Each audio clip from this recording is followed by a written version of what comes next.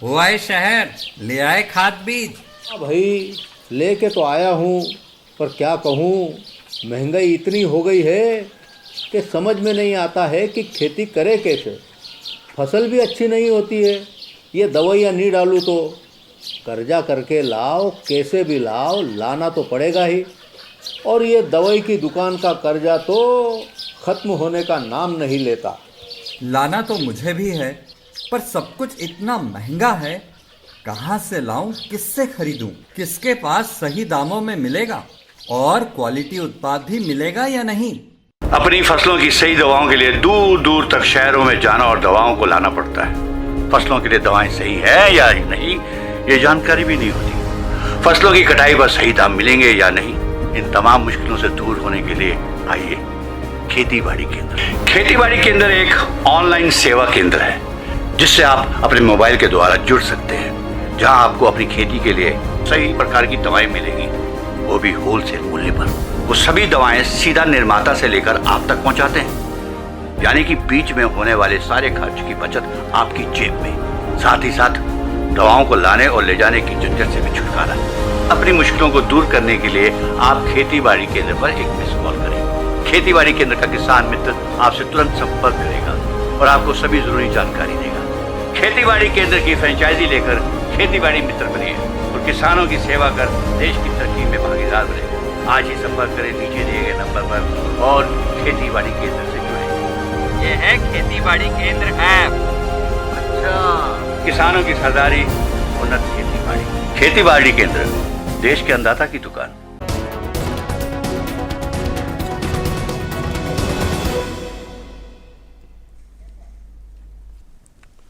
नमस्कार, मैं हूं लालचंद्र सिंह। नई तकनीक जब आती है तो कुछ नई चुनौतियां भी सामने आती हैं, क्योंकि तकनीक के अच्छे इस्तेमाल के साथ साथ उसका बेजा इस्तेमाल भी होता है। जम्मू एयरफोर्स स्टेशन पर ड्रोन हमले से ऐसी ही चुनौतियां सामने आई हैं। ड्रोन का इस्तेमाल आतंकी अपने नापाक मंसूबे के लिए करने लगे हैं। समय रहते इससे निपटने का उपाय बहुत ही ज़रूरी हो गया है। इसी को देखते हुए भारत ने इस मुद्दे को संयुक्त राष्ट्र में उठाया है और इधर जम्मू ड्रोन हमले की जांच NIA को सौंप दी है। तो आज की चर्चा इसी मुद्दे पर। चर्चा में हमारे साथ होंगे दो खास विशेषज्ञ मेहमान भी, लेकिन पहले देखिए ये रिपोर्ट जो बताती है कि इस मामले में अब तक हुआ क्या क्या है। जम्मू एयरबेस पर हुए ड्रोन हमले से जुड़े कई चौंकाने वाले खुलासे सामने आ रहे हैं। हमले के बाद भी भारत की सीमा में पाकिस्तान की तरफ से दूसरे ड्रोन भी देखे गए हैं, जिस पर हमारी एजेंसियां सतर्क हैं। इस बीच गृह मंत्रालय ने जम्मू एयरबेस पर हुए हमले की जांच NIA को सौंप दी है। NIA ने जांच शुरू भी कर दी है और जम्मू कश्मीर पुलिस से इस केस में अभी तक हुई जांच के सभी दस्तावेज तलब किए हैं। जिस तरह से ये हमला किया गया है उससे स्पष्ट है कि पाकिस्तान में बैठे आतंक के आकाओं का इसमें सीधा हाथ है। ये आइसोलेटेड इंसिडेंट है। पहले भी ड्रोन के द्वारा AK-47 आना, ड्रग्स भिजाना, ऐसा ये चल रहा है। हमारा सिक्योरिटी फोर्सेस सक्षम है, इन्वेस्टिगेशन चल रहे, इसलिए इसमें कोई डरने की बात नहीं है। ड्रोन हमले वो जो भी हमले हो उसको पूरा रोकने का, उसको फेस करने का हमारा सिक्योरिटी फोर्सेस, जम्मू कश्मीर का पुलिस हो, पैरामिलिट्री हो, मिलिट्री हो, कोऑर्डिनेशन के साथ इसको फेस करेंगे। Army, CRP, air force, BSF, NSG के हर एक लोग के साथ मीटिंग लिए, पूरा तैयारी कर लिए।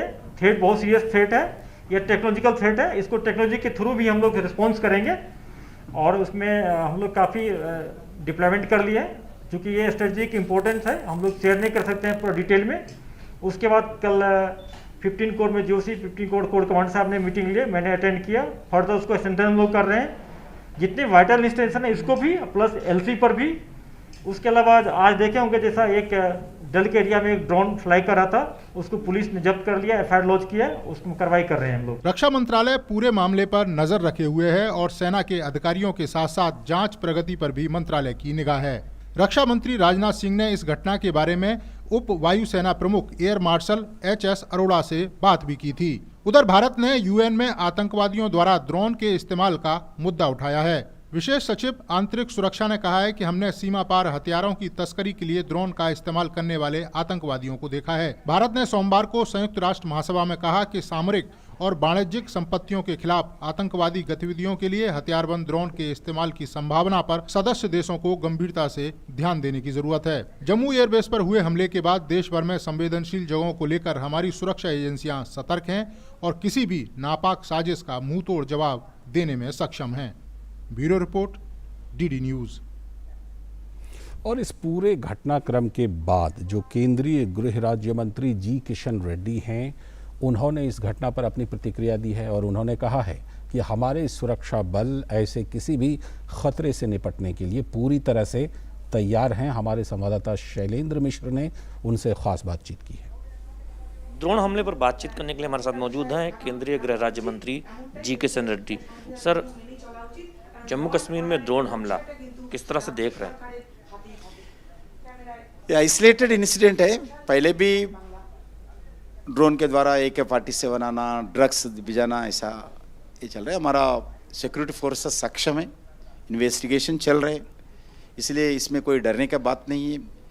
ड्रोन हमले वो जो भी हमले हो उसको पूरा रोकने का, उसको फेस करने का हमारा सिक्योरिटी फोर्सेस, जम्मू कश्मीर का पुलिस हो, पैरामिलिट्री हो, मिलिट्री हो, कोऑर्डिनेशन के साथ इसको फेस करेंगे। ये आइसोलेटेड इंसिडेंट है, इसमें कोई डरने का बात नहीं है। हम पूरा विश्वास दिलाना चाहता हूँ, नरेंद्र मोदी जी सरकार आने के बाद देश में टेररिज्म एक्टिविटी कम हो गया, बम ब्लास्टिंग कम हो गया, कर्फ्यू नहीं है, कम्युनल क्लासेस नहीं, ठीक तरीके से जनता सुरक्षा को देने का काम मोदी जी के नेतृत्व में पूरा किया है। जो बहुत इन्फिल्ट्रेशन होता था टेररिस्ट का, उसमें ऊपर रोक लगाया, जो आमिनेशन आता था उसके ऊपर रोक लगाया, ठीक तरीके से काम चल रहा है, इसलिए कोई डरने का बात नहीं। पूरी जांच होगी कि कौन है इसके पीछे, क्या वजह है, कौन जिम्मेदार है इसकी? सरकार का सिक्योरिटी एजेंसी का काम है, जो भी ऐसे इलीगल एक्टिविटी को, एंटी नेशनल एक्टिविटी के पीछे जो है उसको पकड़ना चाहिए, उसको कल्प्रिट को देश के जनता के सामने रखना चाहिए। वो सिक्योरिटी एजेंसी का काम है, वो काम करेंगे सिक्योरिटी एजेंसीज। बहुत बहुत धन्यवाद। तो ये जो सवाल उठ रहे हैं कि आखिर ये जो नई चुनौती है इसकी क्या क्या ख़ास बातें और अभी तक हुआ क्या क्या है, आप अपने टेलीविज़न स्क्रीन पर देख सकते हैं कि क्या कुछ इस मामले में अभी तक हुआ है। ड्रोन हमला सुरक्षा की नई चुनौती बनी है। ये आप अपने टेलीविज़न स्क्रीन पर देख सकते हैं कि ड्रोन हमले का जो मामला है ये सुरक्षा के लिए एक नई चुनौती के रूप में सामने आया है। जम्मू एयरफोर्स स्टेशन पर ड्रोन हमले से ये सवाल उठे हैं और सुरक्षा बलों के लिए सामने एक नई चुनौती आई है, क्योंकि ये तकनीक के दुरुपयोग का मामला है। आतंकियों के द्वारा आतंकवादी संगठन करने लगे हैं ड्रोन का इस्तेमाल। अभी तक ड्रोन का इस्तेमाल कॉमर्शियल पर्पस से होता था, जासूसी करने, विस्फोटक पहुंचाने और हमले में आतंकी संगठन इसका इस्तेमाल करते हैं। सीमा पार हथियारों की तस्करी के लिए ड्रोन का इस्तेमाल होने लगा है, जो कि चिंता की बात है। और भारत ने संयुक्त राष्ट्र में इसी चिंता के मद्देनज़र आतंकियों द्वारा ड्रोन के इस्तेमाल के मुद्दे को उठाया है। हथियारबंद ड्रोन के इस्तेमाल पर गंभीरता से ध्यान देने की ज़रूरत भारत ने ये संयुक्त राष्ट्र में कहा है। आतंकवादी उद्देश्यों के लिए उभरती तकनीक का दुरुपयोग गंभीर खतरा है। ये केंद्रीय गृह मंत्रालय ने इस बीच NIA को इस मामले की जांच सौंप दी है और NIA अपना काम शुरू कर चुकी है। मामले की पड़ताल उन्होंने शुरू कर दी है। और हम आपको बता दें कि बीते रविवार को जम्मू एयरफोर्स स्टेशन पर ड्रोन से हमला हुआ था। हालांकि ये छोटा हमला था, धमाके के कारण एक इमारत की छत को मामूली क्षति हुई थी। लेकिन चिंता की एक और बात है कि हमले के बाद भी भारत की सीमा में पाकिस्तान की तरफ से ड्रोन दिखा है और उनमें से एक को तो जम्मू कश्मीर पुलिस ने उस ड्रोन को जब्त भी किया है। इस बीच केंद्रीय गृह राज्य मंत्री का बयान आपने देखा कि खतरे से निपटने के लिए सुरक्षा बल पूरी तरह से तैयार हैं। तो अब इस मामले पर हमारे साथ बात करने के लिए दो खास विशेषज्ञ मेहमान जुड़ चुके हैं। आप अपने टेलीविज़न स्क्रीन पर देख सकते हैं हमारे दोनों मेहमानों को। आलोक बंसल जी हैं, निदेशक इंडिया फाउंडेशन। बहुत बहुत स्वागत है आपका आलोक बंसल जी। और साथ में lieutenant general retired SA Hasnain साहब हैं, जो कि पूर्व GOC हैं। बहुत बहुत स्वागत है आपका भी हसनैन साहब। शुरुआत करते हैं, सबसे पहले हसनैन साहब से ही शुरुआत करना चाहूँगा क्योंकि उनको तजुर्बा भी रहा है। हसनैन साहब, आपसे ये जानना चाहूँगा कि ये कितना बड़ा इसको ख़तरा माना जाए, कितनी बड़ी चुनौती मानी जाए, क्योंकि सवाल ये है कि जिस तरह से आतंकी इसका इस्तेमाल करने लगे हैं, आज हर एक मन में यही सवाल है कि हम इससे कितनी जल्दी निपटने का सामान या निपटने की तकनीक तैयार कर सकते हैं। तो आप एक विशेषज्ञ के तौर पर क्या देखते हैं? शुक्रिया बहुत बहुत और धन्यवाद मुझे इसमें योगदान देने का आपके डिस्कशन में। मैं सबसे पहले तो ये कहना चाहूंगा, देखिए इस तरह की जो हाइब्रिड लड़ाई होती है ये कन्वेंशनल लड़ाई नहीं है। आज जो कन्वेंशनल फौजें एक दूसरे के साथ लड़ती हैं ये एक हाइब्रिड लड़ाई है जो सालों चलती है। इसके अंदर ये ट्रांजिशन होता रहता है वक्त से वक्त, डिपेंडिंग ऑन टेक्नोलॉजीज किस तरह से अवेलेबल हो गए जी। अब आप देखें तो एक वक्त था जबकि कार बॉम्ब बनाया गया था और कार बॉम्ब ने तबाही मचाई, इराक में बहुत तबाही मचाई, अफगानिस्तान में मचाई। आज तक कार बॉम्ब के खिलाफ आपके पास कोई हथियार नहीं मिला, कोई आला नहीं मिला है कि जो कार बॉम्ब को पहले से उसकी ढूंढ करके और उसको बर्बाद करके, ऐसा नहीं मिला है जी। तो जब ऐसी टेक्नोलॉजीज आती हैं तो ऑब्वियसली चुनौतियां तो बढ़ती हैं। और मैं समझता हूं कि ये जो चुनौती है, जो ये टेक्नोलॉजी है, ये खासतौर पे एक बहुत ट्रांसफॉर्मेशनल टेक्नोलॉजी आई है, क्योंकि अभी तक तो आप देखते में आए हैं कि आईडी या विस्फोटक चीजें जो हैं उनको जमीन के ऊपर, जमीन के रास्ते ही रखा जाता था, बड़ी उसमें भी बड़ी चुनौती होती थी। मगर अब आसान हो गया है कि आप हवाई के रास्ते के जरिए आप इसके ऊपर रख सकते हैं। और ये डेमोन्स्ट्रेशन किया है, जो ये इतवार को जो ये हुआ है, ये एक टेक्नोलॉजिकल डेमोन्स्ट्रेशन किया है। जो टेररिस्ट चाहते थे कि ये मैसेज एक तरह से सरकार को पहुंचे, हमको पहुंचे, फौज को पहुंचे कि हम में भी देखिए ये काबिलियत आ गई है। और मैं तो समझता हूं कि अगर वो इतवार का वाकया वहां पर बंद होकर खत्म हो जाता तो मैं इसको इतना ज्यादा अहमियत नहीं देता। मगर उसके बाद आपने देखा कि अगले दिन 2 और उसके बाद 3 और ड्रोन्स जो है वो साइट किए गए। तो ऑब्वियसली ये एक पैटर्न बन रहा है और एक स्ट्रेटेजिक तरीके से इसको अपनाया जा रहा है। तो मैं समझता हूं कि सरकार, एक तो सिक्योरिटी फोर्सेस पूरी तरह से इसके बारे में कॉग्निसेंट है बिल्कुल, और टेक्नोलॉजीज को अपनाने के लिए ऑलरेडी NIA इन्वेस्टिगेशन कर रहा है इसका, और रिसर्च वर्क इसके ऊपर बेहद हुआ है, ना सिर्फ मिलिट्री तौर पर कमर्शियल वर्ल्ड में बहुत हुआ है। और ड्रोन्स की टेक्नोलॉजी भारत में काफी हद तक आगे बढ़ चुकी है। बिल्कुल बिल्कुल, दुनिया भर में अगर आप ड्रोन्स देखें तो ज्यादातर गाजा में आप देखिए, सऊदी अरेबिया में अरामको की जो रिफाइनरी थी उसके ऊपर इस्तेमाल किया गया था। मगर आखिर में सबसे अहमियत की चीज मैं समझता हूं कि जो आज भारत ने यूनाइटेड नेशंस के अंदर ये जाकर खबर दी है, इंफॉर्मेशन दी है, बिल्कुल हम उस पर समझता हूं ये बहुत अहमियत रखती है। और उस पर हम जरूर आएंगे जी जी, उस पर हम आएंगे, जाकर ये खबर दी हसनैन साहब, उस पर हम आएंगे। आलोक बंसल जी, मैं आपसे ये जानना चाहूँगा कि जिस तरह से देखिए, ख़ास तौर पर जिस तरह सीमा पार से इसका इस्तेमाल हो रहा है, ये एक बड़ी चिंता की बात है। और जो आज भारत ने जो किया है, संयुक्त राष्ट्र में मुद्दे को उठाया है, ये वक्त की ज़रूरत है कि देशों के साथ, सभी देशों के साथ मिलकर के इसको उठाया जाए और आतंकी पूरी दुनिया में इसका इस्तेमाल ना कर पाएँ, इसके लिए संयुक्त राष्ट्र में एक सहमति बने, देशों के बीच एक सहमति बने और एक नीति बनाकर इस खतरे से निपटने के लिए एक साझा प्रयास कर सकते हैं सभी देश मिलकर। देखिए, इसमें कोई शक की बात नहीं है कि ये एक ऐसा मुद्दा है जिसके लिए सारे देशों को एकजुट होना पड़ेगा। लेकिन हमें समझना चाहिए कि आज ड्रोन का प्रयोग इस कदर व्यापक हो चुका है कि अगर आप किसी शादी में जाएं, ऐसी शादी नहीं हो सकती जिसमें ड्रोन ना उड़ रहा हो ऊपर। आप किसी क्रिकेट मैच में चले जाएं तो वहां ड्रोन उड़ रहा होगा। ड्रोन, यहां तक कि अब पिज्जा देने वाली कंपनियां भी अब ड्रोन के माध्यम से आपको पिज्जा डिलीवरी की बात कर रही है। जब इस तरीके का प्रोलिफरेशन हो और ड्रोन का जो साइज है, एक वो पिज्जा डिलीवर करने वाले ड्रोन से लेकर वो बड़ा ड्रोन जो 24 घंटे तक आसमान पे रहता है और जिससे मिसाइल लॉन्च होती है, ड्रोन हर तरीके का है। जितना छोटा ड्रोन होगा उसका डिटेक्शन उतना ही मुश्किल होगा, क्योंकि वो रडार में नहीं पिक होगा, किसी चीज में नहीं होगा। और मुझे ऐसा लगता है, ये मेरा व्यक्तिगत ओपिनियन है, कि जो जम्मू जो वायु अड्डे पर जो हमला हुआ, ये स्लीपर सेल्स के द्वारा किया गया, क्योंकि जिस ड्रोन से हमला हुआ, अगर रात के 1:35 या 42 पे वो बॉर्डर के उस पार से आता, तो हमारे जो सिपाही हैं, वो जो सजग हैं, वो कितना भी साइलेंट होता, उनका पता लगना काफी संभावनाएं थी।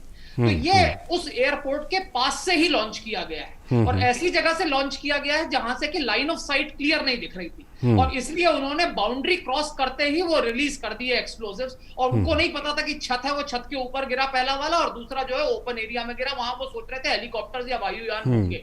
तो ये हमें समझना चाहिए कि हमारे जो सेंसिटिव डिफेंस इंस्टॉलेशंस हैं, जो वायु अड्डे हैं, जो सेना के ठिकाने हैं, उसके अड़ोस पड़ोस पे जो इलीगल कंस्ट्रक्शन है, उस पर भी तुरंत रोक लगनी चाहिए, क्योंकि लाइन ऑफ साइट अगर होगी तो कल को ये ड्रोन और ज्यादा खतरनाक हो जाएंगे। और ये जो ड्रोन है, इनके ऊपर लाइसेंसिंग के ऊपर सरकार की पॉलिसी बन रही है, यह आवश्यक है, क्योंकि इन ड्रोन्स को आप इलेक्ट्रोमैग्नेटिकली आप रोक नहीं सकते, इनको जैम किया जा सकता है, लेकिन जिस फ्रीक्वेंसी पे ये ऑपरेट करते हैं वो कमर्शियल फ्रीक्वेंसीज हैं। अगर आप उसको जैम करेंगे तो आपके मोबाइल फोन नहीं काम करेंगे, अन्य चीजें नहीं करेंगी, बाकी सिग्नल की चीज काम नहीं करेंगे। और ये मैं आता हूं, खतरा है, तो इसके ऊपर हमें बहुत ज्यादा ध्यान देने की जरूरत है, बहुत ज्यादा तवज्जो देने की जरूरत है। इस तकनीकी मुद्दे पर भी बात करते हैं। हसनैन साहब, आपसे क्योंकि ये एक जो भी देशवासी हैं जिन्होंने भी इस घटना के बारे में जाना है, उनके जहन में एक सवाल है कि आखिर इस तरह के ड्रोन पकड़ में क्यों नहीं आते? क्या इसलिए क्योंकि ये मेटल के यानी धातु के बने हुए नहीं हैं इसलिए पकड़ में नहीं आते,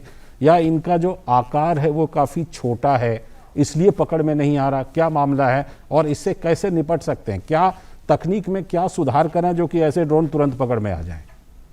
सबसे पहले तो मैं कहूंगा कि मेरे ख्याल में आज एक निर्णय ले लिया गया है कि हम कुछ इजरायली इक्विपमेंट जो है, surveillance equipment, anti drone equipment, उसको जल्द से जल्द हम अक्वायर करेंगे। तो ये एक अच्छी खबर है, क्योंकि इजराइल जो है वो एक ऐसा देश है जो ड्रोन टेक्नोलॉजी में बहुत एडवांस्ड है। मगर ये कहने के बावजूद मैं समझता हूं कि ड्रोन, जैसे बंसल साहब ने कहा, कि अगर छोटे से छोटे ड्रोन हो, एक तो उनका फ्लाइट डिस्टेंस जो है 2, 3, 4 किलोमीटर हो, मतलब फ्लाइट पाथ बहुत छोटी हो और बहुत लो लेवल की हो, तो रेडार जो होते हैं, जो ये एयरपोर्ट्स पे लगे होते हैं, हमारे एयर रिसोर्स के ऊपर होते हैं, उनकी पकड़ में इस तरह के ड्रोन नहीं आ सकते। और इसके लिए आपको जो है सिर्फ विजुअल मीन्स, मतलब आंखों से देखकर, और उसके बाद अक्वायर करना पड़ेगा। उसके लिए आपको एयर सेंट्रीज रखने पड़ेंगे, और रात के वक्त खासतौर पे जब बिना रोशनी के अगर ऐसा ड्रोन आए तो इसको डिटेक्ट करना ज्यादातर नामुमकिन ही हो जाता है। मगर आजकल टेक्नोलॉजीज हैं जो कि इसका सिग्नेचर पकड़ सकती हैं, और ये टेक्नोलॉजीज हम अपनाएंगे। हमारे रिसर्च के अंदर है ये, और इनको अपना रहे हैं, और जल्द से जल्द अभी हम इंपोर्ट के तौर पर कुछ टेक्नोलॉजीज अभी हम ला रहे हैं अपने पास। मैं नहीं समझता हूं, थ्रेट ये बेशक बहुत बड़ी थ्रेट है, मगर इमीडिएटली मैं नहीं समझता हूं कि ये अपनाई जाएगी इस तरीके से, क्योंकि तहलका मचाना टेररिस्ट का काम होता है। वो तहलका उन्होंने कुछ हद तक बचा लिया है अपनी रेलेवेंस दिखाने के लिए, कि देखिए हमें अभी भी हमें काबिलियत है ये। मगर एक मैस स्केल के ऊपर स्वार्मिंग जिसको कहते हैं, तो झुंड के अंदर आना, स्वार्मिंग करके और ड्रोन्स को लाकर और तब किसी ऑब्जेक्टिव टारगेट के ऊपर हमला करना, मैं नहीं समझता हूं कि ये काबिलियत अभी इनमें आई है। पर इससे पहले कि ये आए, उससे पहले हमें सचेत हो जाना होगा। बिल्कुल। आलोक बंसल जी, इस मामले में अगर दुनिया के कुछ देशों की बात करें जिनके पास ड्रोन की तकनीक सबसे ज़्यादा विकसित कही जाती है, इजराइल का नाम लिया हसनैन साहब ने, तो मुझे ये बताइए कि क्या दुनिया में इस तरह की तकनीक आज की दुनिया में उपलब्ध है कि ऐसे छोटे ड्रोन जिसमें कि धातु का, मेटल का इस्तेमाल नहीं होता है, उनको भी पकड़ा जा सके और बिल्कुल पकड़ करके उनको नष्ट किया जा सके या उनको ट्रैप किया जा सके? क्योंकि एक बात और होती है कि ऐसे ड्रोन जिनमें मान लीजिए किसी तरह का कोई पे लोड है, चाहे वो छोटा ही पे लोड क्यों ना हो, उसको मार करके गिराना भी खतरनाक होता है, क्योंकि आप उसको रिहायशी इलाके में गिराएंगे तो वहाँ नुकसान होगा। तो ऐसी स्थिति में क्या तकनीक है, कहीं दूसरे देश में कुछ उपलब्ध है इसके बारे में? देखिए, जहां तक सवाल ड्रोन को डिटेक्ट करने का है, कोई भी हाई डेफिनेशन रडार उसको डिटेक्ट करेगा, पर आप ये समझिए जितने छोटी चीज को डिटेक्ट करना उतना ज्यादा हाई डेफिनेशन रडार होना पड़ेगा, और उसकी फिर जो सीमा होती है, जो रेंज होती है, वो उतनी ज्यादा कम होती चली जाएगी। तो आप कितने रडार्स लगा सकते हैं, आप उतने, जो आपके जो अभी जो आपकी वायु सीन, जो वायुमंडल है पूरे भारत का, वो कवर्ड है रेडार से, लेकिन वो हाई फ्लाइंग ऑब्जेक्ट्स के लिए है, बड़े ऑब्जेक्ट्स के लिए है। अब जब छोटे छोटे ड्रोन्स को अगर आप करेंगे तो जितना छोटा होता चला जाएगा ड्रोन, इवेंचुअली आपको आंखों के ऊपर, इजराइल एक छोटा सा राष्ट्र है, तो उसके लिए क्या है, पॉइंट डिफेंस बड़ी आसान हो जाती है। उनको मालूम है कहां से ड्रोन आ रहे हैं, गाजा स्ट्रिप कहां है, वेस्ट बैंक कहां है, वो वहां पे सर्वेलेंस के लिए उन्होंने जो है इलेक्ट्रॉनिक इक्विपमेंट लगा रखा है जो सर्वेलेंस करता है। पर मुझे लगता है कि अब हमें वापस उस तरफ जाना पड़ेगा जैसे कि प्रथम विश्व युद्ध के तरह जब पहली बार वायुयान का प्रयोग हुआ था तो लोग बैलून के साथ वायर्स उड़ाते थे जिससे कि हवाई जहाज उसमें टकरा जाए। तो अगर हमें इस तरीके से रोकना पड़ेगा तो हो सकता है हमारे जो सेंसिटिव इंस्टॉलेशंस हैं उनके चारों तरफ हमें इस तरीके के स्टील वायर्स या कुछ जो है बैलून के साथ फ्लाई करने पड़ेंगे जिससे कि लो फ्लाइंग ड्रोन्स उसके अंदर ना आ पाए। तो इस तरीके की कुछ इनोवेटिव तैयारियां हमें अब करनी पड़ेंगी, क्योंकि मैं इस बात से सहमत नहीं हूं कि जो कल घटना हुई उससे बड़ा हादसा नहीं हो सकता था, क्योंकि जो पेलोड उन्होंने गिराया वो कहीं पे भी गिराया जा सकता था, किसी भीड़ भाड़ वाली इलाके में गिराया जा सकता था। वही ड्रोन अगर किसी एयरक्राफ्ट के फ्लाइट पाथ पे आ जाए तो एक्सीडेंट हो सकता है, क्योंकि एक कॉमर्शियल प्लेन के लिए एक बर्ड हिट भी हो जाए तो बड़ी भारी इंसिडेंट होता है। अगर उसी ड्रोन को आप जो है एयरक्राफ्ट के फ्लाइट पाथ पे ले जाएं तो ये बहुत खतरनाक हो सकता है, और इसका जो साइकोलॉजिकल इंपैक्ट हो सकता है लोगों के ऊपर वो बहुत ज्यादा हो सकता है। तो मेरे ख्याल से हमारे पास समय नहीं है इसके ऊपर फैसिलेट करने का, ये घटना पे अब हमें तुरंत ध्यान देने की आवश्यकता है। बिल्कुल हसनैन साहब, एक हालांकि हमेशा जो जिसको कहते हैं ना कि जब हम कभी इस तरह की चुनौतियों का सामना करते हैं, इस तरह की लड़ाई लड़ते हैं, तो एक बात हमेशा आती है, कहते हैं कि offence is the best defence, यानी कि अगर आपको डिफेंस को दुरुस्त करना है तो आपको सिर्फ प्रतिक्रिया देने से काम नहीं चलेगा, आपको कभी कभार क्रिया भी करनी पड़ेगी और कभी कभार वो offence is the best defence वाले मामले को लागू करना पड़ेगा। तो ऐसे मामलों से निपटने में क्या आप, क्योंकि उसमें रहे हैं, फोर्स में रहे हैं, आप तजुर्बेकार हैं, क्या उस नीति को भी लागू की जा सकती है? बेशक, मैं समझता हूं यही इसका असली जवाब है, क्योंकि अगर आप देखें उदाहरण 2016 में सर्जिकल स्ट्राइक हुई, 2019 में एयर स्ट्राइक के ऊपर स्ट्राइक हुई, दोनों से लेसन क्लियरली गए कि आप अगर हम पर करेंगे वार तो हम काउंटर आपको वार करेंगे और हम आपको छोड़ेंगे नहीं, इस तरह के जवाबी हमला आप पर होगा।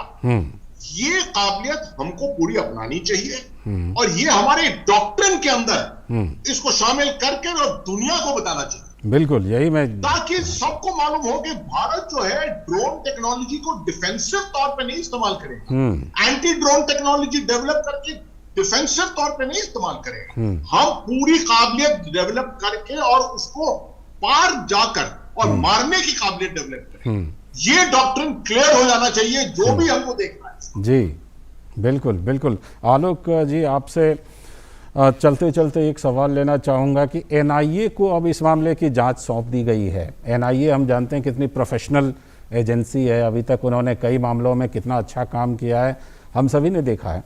तो एक सुरक्षा विशेषज्ञ के तौर पर आपको भी एनआईए की जांच से पूरी उम्मीद है कि ये जो पूरा मामला है इसकी परतें खुलेंगी, पूरा पर्दाफाश होगा और उससे हमें अपने आगे की जो नीति है उसको बनाने में काफ़ी मदद मिलेगी? बिल्कुल, क्योंकि ये जानना जरूरी है कि वो ड्रोन कहां से आया, क्योंकि जैसे मैंने कहा, मेरा ये विश्वास है कि फिफ्थ कॉलमिस्ट हैं और हमें उनको ढूंढना बहुत जरूरी है, क्योंकि आज उन्होंने जम्मू पे किया, कल किसी और जगह करेंगे, परसों किसी और जगह करेंगे। जब इस तरीके के ड्रोन उनके पास हैं तो उनका प्रयोग समय समय पर होता रहेगा और देश के अंदर कहीं पे भी हो सकता है, सिर्फ जम्मू कश्मीर में ही नहीं।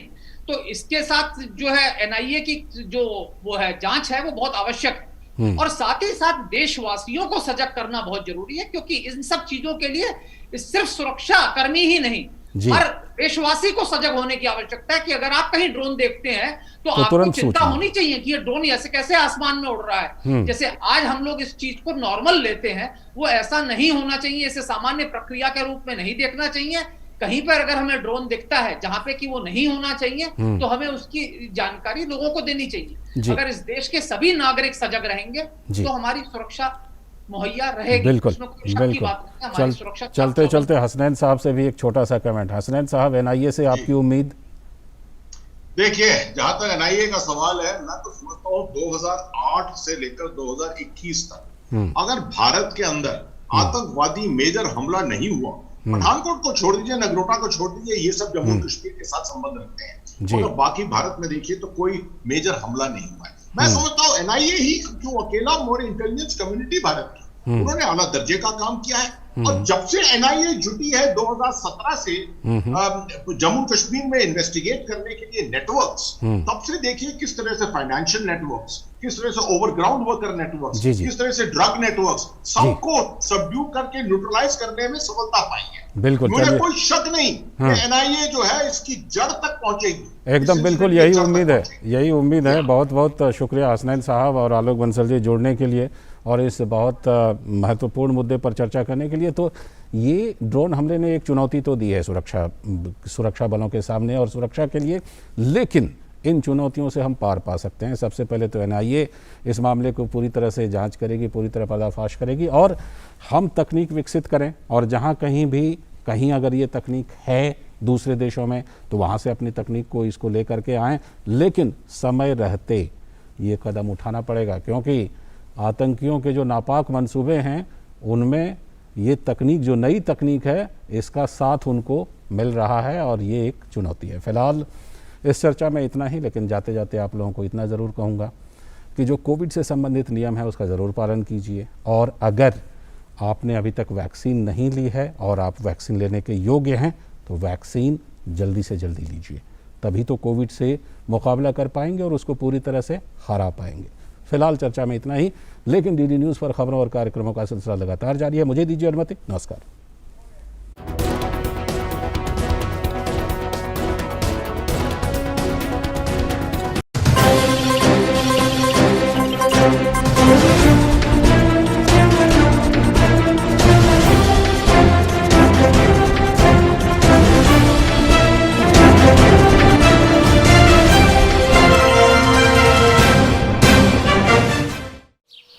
ओ काका, हुआ है शहर, ले आए खाद बीज? भाई लेके तो आया हूँ, पर क्या कहूँ, महंगाई इतनी हो गई है कि समझ में नहीं आता है कि खेती करे कैसे। फसल भी अच्छी नहीं होती है, ये दवाइयाँ नहीं डालूँ तो कर्जा करके लाओ, कैसे भी लाओ, लाना तो पड़ेगा ही। और ये दवाई की दुकान का कर्जा तो ख़त्म होने का नाम नहीं लेता। लाना तो मुझे भी है, पर सब कुछ इतना महंगा है, कहाँ से लाऊं, किससे खरीदूं, किसके पास सही दामों में मिलेगा और क्वालिटी उत्पाद भी मिलेगा या नहीं। अपनी फसलों की सही दवाओं के लिए दूर दूर तक शहरों में जाना और दवाओं को लाना पड़ता है। फसलों के लिए दवाएं सही है या नहीं, ये जानकारी भी नहीं होती। फसलों की कटाई पर सही दाम मिलेंगे या नहीं, इन तमाम मुश्किलों से दूर होने के लिए आइए खेती बाड़ी केंद्र। खेती बाड़ी केंद्र एक ऑनलाइन सेवा केंद्र है जिससे आप अपने मोबाइल के द्वारा जुड़ सकते हैं, जहां आपको अपनी खेती के लिए सही प्रकार की दवाएं मिलेंगी, वो भी होलसेल मूल्य पर। वो सभी दवाएं सीधा निर्माता से लेकर आप तक पहुंचाते हैं, यानी कि बीच में होने वाले सारे खर्च की बचत आपकी जेब में। साथ ही साथ दवाओं को लाने और ले जाने की झंझट से भी छुटकारा। अपनी मुश्किलों को दूर करने के लिए आप खेती बाड़ी केंद्र पर एक मिस कॉल करें। खेती बाड़ी केंद्र का किसान मित्र आपसे तुरंत संपर्क करेगा और आपको सभी जरूरी जानकारी देगा। खेती बाड़ी केंद्र की फ्रेंचाइजी लेकर खेती बाड़ी मित्र बनिए और किसानों की सेवा कर देश की तरक्की में भागीदार बने। आज ही संपर्क करें नीचे दिए गए नंबर पर और खेती बाड़ी केंद्र से जुड़े। ये है खेती बाड़ी केंद्र ऐप। अच्छा, किसानों की सरदारी, उन्नत खेती बाड़ी। खेती बाड़ी केंद्र, देश के अन्नदाता की दुकान।